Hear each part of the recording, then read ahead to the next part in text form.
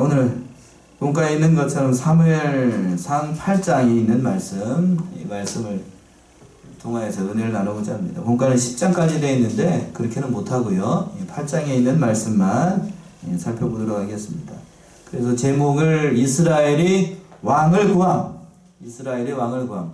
이스라엘이 누구를 구했다고요? 왕을 구한. 세상 왕을 구했다는 거예요. 그래서 이제 본문은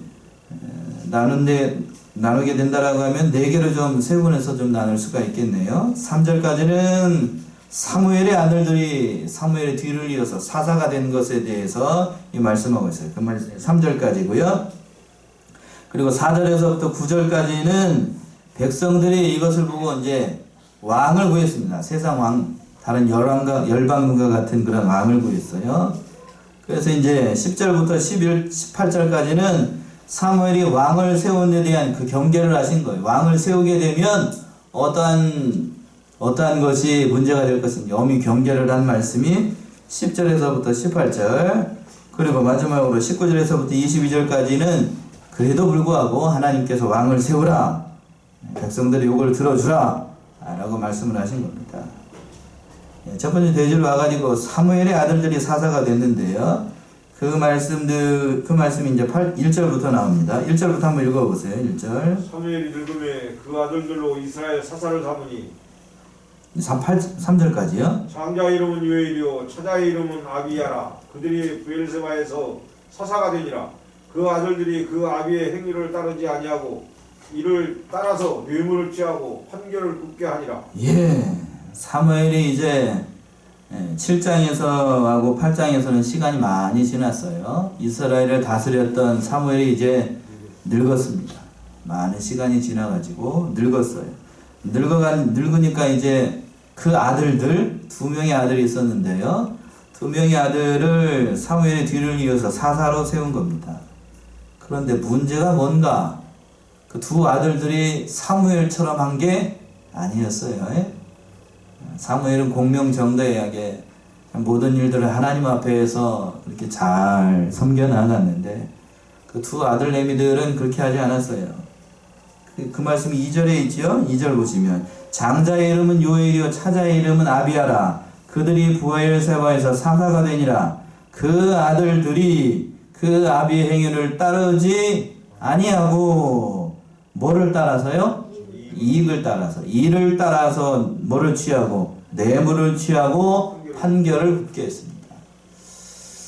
참 아버지는 전무후무한 사사였는데 그 아들 내미들은 이렇게 됐어요. 이렇게 됐어요. 쉽게 얘기해서 개차반이죠. 개차반.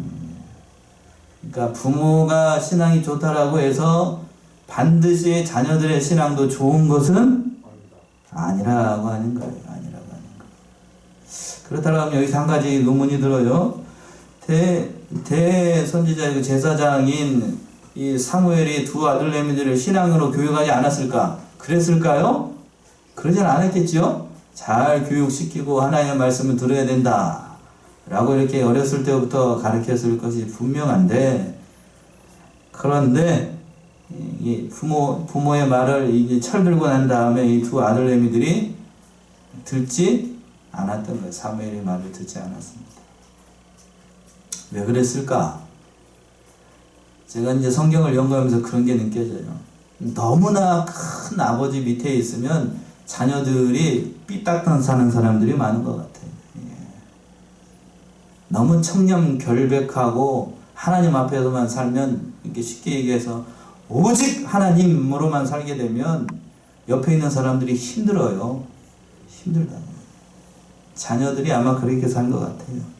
너무 정직하고 너무 공명정대하고 그러니까 애누리가 하나도 없어요.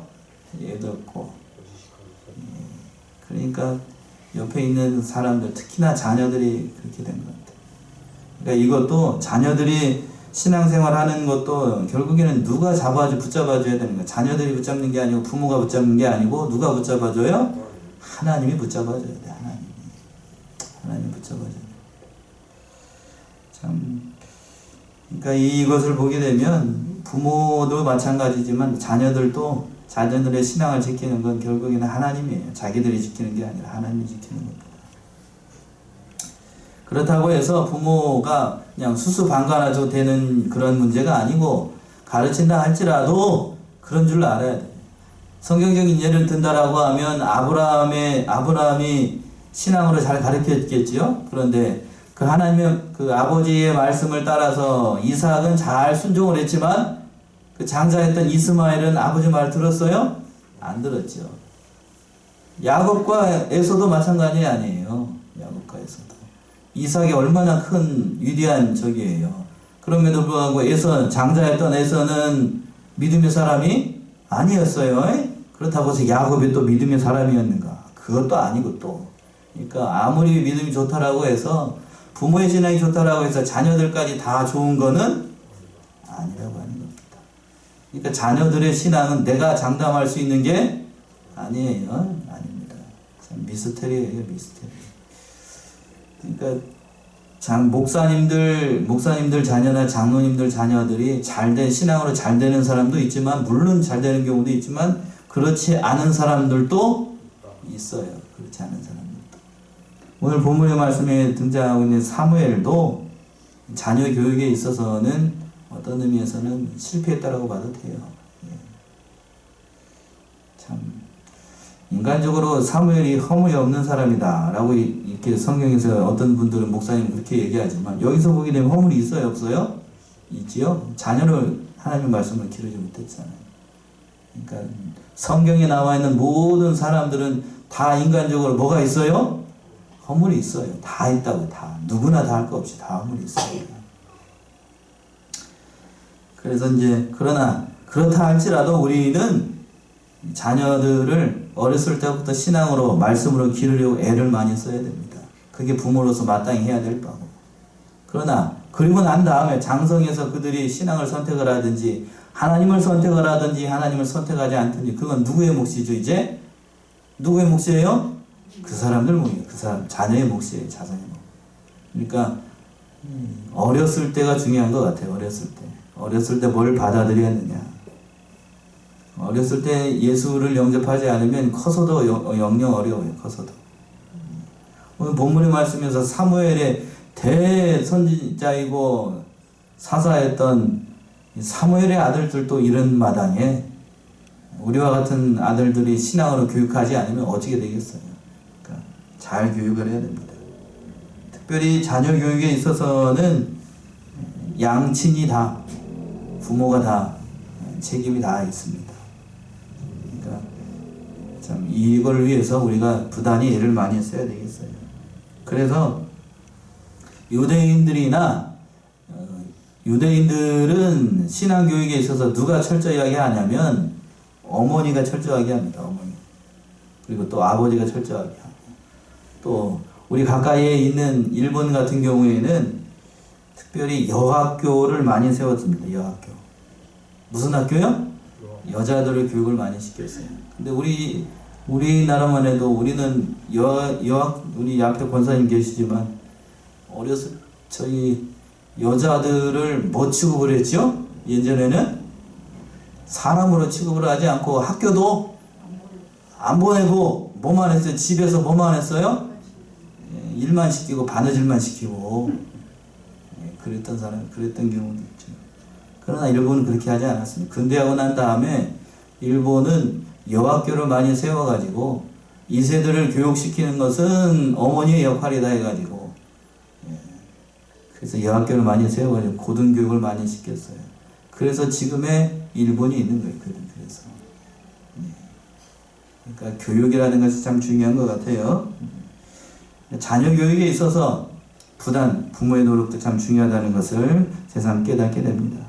그래서 이 일이 있고 난 다음에 사무엘의 두 아들들이 이익을 받고 뇌물을 취하고 판결을 굽게 하니까 백성들이 보다 못해가지고 왕을 구하게 된 거예요. 왕을 구하게 됐습니다. 그 말씀이 4절과 5절에 있죠? 4절 5절 한번 읽어보세요. 이스라엘 모든 장로가 모여 라마에 있는 사무엘에게 나아가서 그에게 이르되, 보소서 당신은 늙고 당신의 아들들은 당신의 행위를 따르지 아니하니 열방과 같이 우리에게 왕을 세워 우리를 다스리게 하소서 한지라. 예. 백성들이 이제 장로들을 앞세워가지고 라마에 있는 사무엘에게 가가지고 당신은 늙고 당신의 아들들은 당신의 행위를 따르지 아니하니 열방과 같이 우리에게도 뭐를 세워달래요? 왕을 세워달라라고 이렇게 얘기를 한 겁니다. 왕을 세워달라. 그러니까 이걸 듣고 난 다음에 사무엘이 기뻐하지 않았습니다. 좋을 리가 없죠. 왕이라고 하는 게 뭔데요? 6절의 말씀이죠. 그 말씀이 6절이요. 우리에게 왕을 주어 우리를 다스리게 하라. 한 그것을 사무엘이 기뻐하지 아니하여 여호와께 기도하며. 예, 사무엘이 기뻐하지 않았습니다. 왜 기뻐하지 않았을까? 당연한 거 아니겠어요? 이스라엘의 영원한 왕은 누구시죠? 하나님 아니에요. 하나님. 하나님이 이스라엘의 왕으로 계신데 그 왕 말고 다른 왕을, 세상 왕을 세워달라고 하니 당연히 사무엘이 그걸 단가롭게 여기지 않고 기뻐하지 않았지요. 그리고 또 한편 인간적으로 봤을 때에는 그 사무엘이 아직 살아있잖아요. 그쵸? 늙었어도 사무엘의 다스림을 쉽게 얘기하면 받지 않겠다는 그런 얘기이기도 해요. 그러니까 인간적으로 참 섭섭했을 거예요. 섭섭했어. 늙도록. 자, 사무엘 한번 보세요. 어렸을 때 어린 아이였을 때 어디서부터 자랐죠? 성전에서 자랐잖아요. 몇 살에 성전에 가서 생활을 했는지 모르겠지만 많이 잡아줘야 5살이에요. 5살 많이 잡아줘야. 그때부터 시작을 해가지고 이때 늙었다고 그랬으니까 몇 살 정도인지 잘 모르겠지만 한 60, 70 정도 됐을 것 같은데요. 그때까지 하나님을 위해서 그 이스라엘 백성들을 위해서 동분서주하면서 이스라엘을 잘 다스렸는데 이스라엘 백성들이 한다는 얘기가 뭐예요? 뭐? 우리도 다른 열방과 같이 뭘 세워달라고요? 왕 세워달라고 하니 여러분 같으면 어떤 생각이 들겠어? 어떤 생각이 들겠냐? 쉽게 얘기하면 배신감 들었을 것 같아요. 배신감. 이때에 기뻐하지 않은 이유가 있지요. 기뻐하지 않은. 그 마음을 하나님께서도 아셨는지 7절처럼 얘기를 하셔요. 7절 한번 읽어보세요. 7절. 여호와께서 사무엘에게 이르시되 백성이 네게 한 말을 다 들으라. 그들이 너를 버림이 아니요 나를 버려 자기들의 왕이 되지 못하게 함이니라. 예. 자, 여기서 보세요. 하나님도 여호와 하나님도 우리와 같은 뭐가 있다는 것을 알아요? 마음이 있다는 사실을 알 수 있어요. 지금 여기서 잘 보세요. 이 사무엘의 마음을 하나님께서 다 알고 있어요. 7절 보시면 여호와께서 사무엘에게 이르시되 백성이 내게 한 말을 다 들으라. 그들이 너를 버림이 아니요 누구를 버렸어요? 나를 버려 자기들의 왕이 되지 못하게 함이라. 사무엘이 하나님 앞에 이렇게 무릎 꿇고 기도했을 거예요. 이 문제를 어떻게 했으면 좋겠습니까? 하나님께 물어봤더니 하나님이 대답을 하시는 겁니다. 그들이 사무엘 너를 버린 것이 아니라 누구를 버렸다? 하나님을 버린 것이다. 이렇게 얘기를 하는 겁니다. 그리고 난 다음에 또 그 언제부터 이스라엘 백성들이 이런 반역의 일을 했는가? 그 말씀이 8절과 9절에 있습니다. 8절 한번 읽어보세요.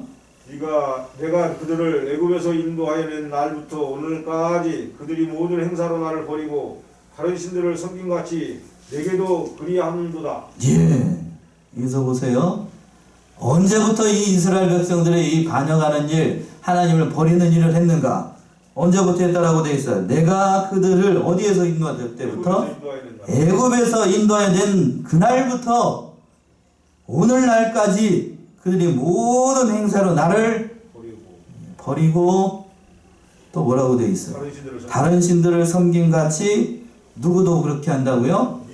너에게도 그렇게 하는구나.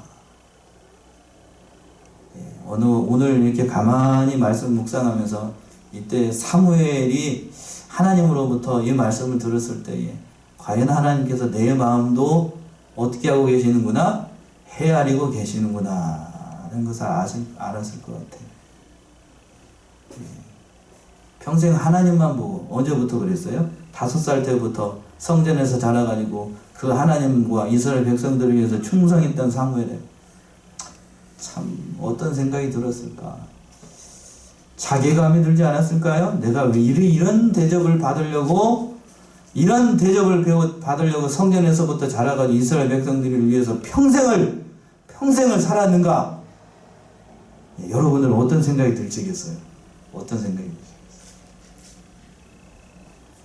참 기가 막힌 거예요. 기가 막힌 거. 기가 막혀요. 그러지 않았을까요? 이걸 보고 있는 하나님도 마찬가지고, 그 사무엘도 마찬가지고, 참 내게도 그렇게 하는구나, 너에게도 그렇게 하는구나. 이 말씀이 여러 가지를 생각하게 만들어요. 여러 가지. 그러니까 우리가 여기서 깨달아야 되는 건 그런 거예요. 하나님이 나의 장편과 나의 처지를 모를 것 같지만 다 어떻게 하고 계셔요? 헤아리고 계시고 알고 계셔요. 알고 계십니다. 알고 계시고, 그리고 우리의 모든 형편을 헤아리고 있다는 사실을 알아야 되고, 또한 중요한 것은 그 사람 바라보지 말고 누구만 바라봐야 되는가? 또 하나님만 바라봐야 돼. 하나님만. 사람 바라보게 되면 그 평생을 일했던 거 그거 아무것도 아닌 게 돼요. 정신병 걸린다고. 이때 사무엘이 어떤 생각이 들어요? 까딱 잘못하면 내가 평생을 바쳐서 일했던 이 백성들이 나에게 이런 대접을 한, 이런 고약한 그러지 않았겠어요? 참, 이 이스라엘 백성들이 얼마나 이 배은망덕한가 여기서도 잘 보여주는 거죠. 여기서도 잘 보여줘. 너를 버린 게 아니라, 하나님이 유로하시잖아요. 너를 버린 게 아니라 누구를 버렸다고요? 나를 버렸다. 나를 버린 것이다. 참 여러 가지를 생각하게 만들어요. 자꾸만 오늘날 돌아가고 있는 모든 형편을 봤을 때 하나님이 우리들을 보고 하는 얘기가 이 말씀 아니겠어요? 누구를 버린 게 아니고, 그래요. 참 우리의 믿음이 이렇다라고 하는 거예요. 그리고 난 다음에 하나님께서 구절처럼 얘기를 해요. 왕을 세우게 되면 어떠한 결과를 초래하게 될 것인가를 그 백성들에게 또 이렇게 얘기를 잘 해줘라 라고 말씀하고 있어요. 그 말씀이 9절이지요? 9절 한번 읽어보세요. 그러므로 그들의 말을 듣되 너는 그들에게 엄히 경계하고 그들을 다스릴 왕의 제도를 알게 하라. 예. 왕의 제도가 얼마나 너희에게 부담이 되고, 또 세상 너희가 봤을 때에는 좋은 것 같지만 좋지 않은 제도라고 하는 사실을 알도록 하라 라고 하는 거예요. 그 말씀이 10절에서부터 18절까지 쭉 나와 있는데, 왕의 제도가 어떠한지, 세상 왕을 세우게 되면 어떠한 부담을 잊게 되는지를 말씀을 한 겁니다. 10절, 11절 한번 읽어보세요. 10절, 11절. 사무엘이 왕을 구하는 백성에게 여호와의 모든 말씀을 일러 가로되 너희를 다스릴 왕의 제도가 이러하니라. 그가 너희 아들들을 취하여 그 병거와 말을 어겁게 하리니 그들이 그 병거 앞에서 달릴 것이며, 12절까지요. 그가 또 너희 아들들로 1000부장과 50부장을 삼을 것이며 자기 밭을 갈게 하고 자기 추수를 하게 할 것이며 자기 병기와 병거의 재고를 만들게 할 것이며. 예. 왕을 세우게 되면 첫 번째로 부담해야 되는 것이 병역의 의무. 무슨 의무요? 병역의 의무를 져야 된다고요. 1000부장과 50부장을 세워가지고 그 아들들을 이렇게 축출을 해가지고 그냥 강제로 병역의 의무를 지켜야 된다고요. 그런 일을 감당을 해야 된다. 그리고 또 12절에서는 뭐라고 그러냐, 하반절에서 보시면 또 뭐라고 그랬냐면 자기 밭을 갈게 하고 자기 추수를 하게 할 것이며 자기 병거와 병거의 재고를 만들게 할 것이다. 너희 자녀를 강제로 데려다가 누구의 밭을 갈게 한대요? 너희 밭이 아니고 자기의 밭을 갈게 하고 왕을 위해서 추수하게 될 것이고, 또 너희 자녀들 가운데서 병기 만드는 거, 또 병거를 재고하는 거, 이 만드는 일을 해야 된다는 거예요. 병역의 의무를 가져야 되고 각종 일들을 다 해야 된다는 말씀이고, 13절이요. 또 13절. 그가 또 너희 딸들을 취하여 향유 만드는 자와 요리하는 자와 떡 굽는 자를 삼을 것이며. 예. 그가 또 너희 딸들을 취하여 향유 만드는 자와 요리하는 자와 떡 굽는 자를 삼는다. 딸들을 취해가지고 궁전에서 일하는 사람들을 만든다는 겁니다. 이게 뭐죠? 궁녀죠, 궁녀들. 그러니까 궁녀를 뽑아가지고 거기서 그 왕들을 위하여서 떡을 만드는 일, 향료 만드는 일, 요리하는 일들을 하게 된다고요. 조선시대만 해도 궁녀로 한번 들어가게 되면, 궁녀로 한번 부름을 받아가지고 궁 안에 들어가잖아요. 그러면 들어갔으면 어떨 때 나올까요? 어떻게 해야 나올 수 있을 것 같아요? 죽어야 나옵니다. 그냥 못 나와요. 그냥 못 나온다고. 죽어야 나와요. 죽어야. 참 이런 제도가 왕제도예요. 또 14절 보시면 14절. 그가 또 너희 밭과 포도원과 감람원의 제일 좋은 것을 취하여 자기 신하들에게 줄 것이며. 예. 너희 밭과 포도원과 감람원에서 제일 나쁜 것, 제일 좋은 것을 취해가지고 누구들한테 줘요? 자기들한테? 자기 신하들한테. 진짜로 그렇지요? 제일 좋은 것만 가지고 가잖아. 또 그리고 난 다음에 15절이야 15절. 그가 또 너희 곡식과 포도원 소산의 11조를 취하여 자기 관리와 신하에게 줄 것이며. 예. 곡식과 포도원의 소산에 11조라고 되어 있는데 11조만 떼나가나요? 11조가 뭐예요? 옛날에는 11조가 아니라 4분의 1도 가져가고, 어떤 때는 4분의 1이 뭐예요? 절반도 넘게 가져가고, 그렇게 하는 경우들이 많죠. 저도 이걸 잘 알아요. 보통 소작농을 하게 되면 소작이 뭔지 아세요? 예.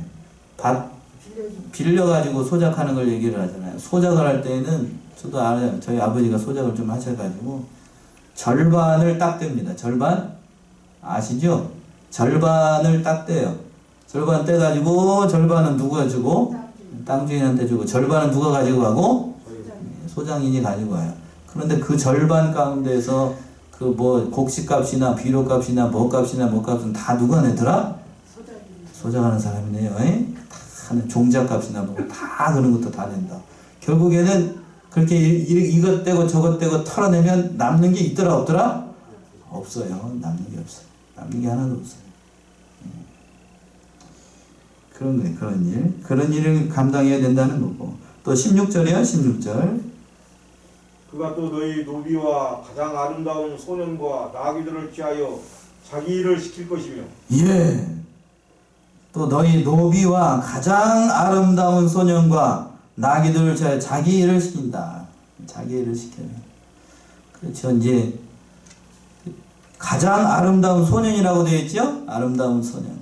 그러니까 남자가 잘나면, 아들이 잘나면 누구한테 뺏기고?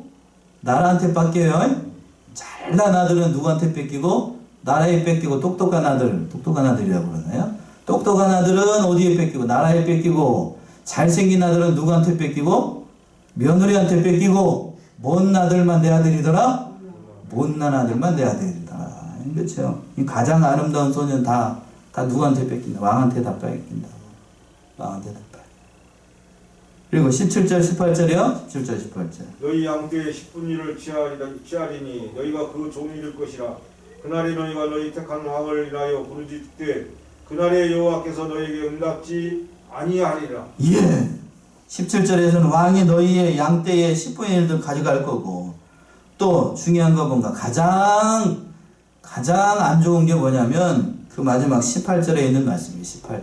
18절 주목해서 보세요.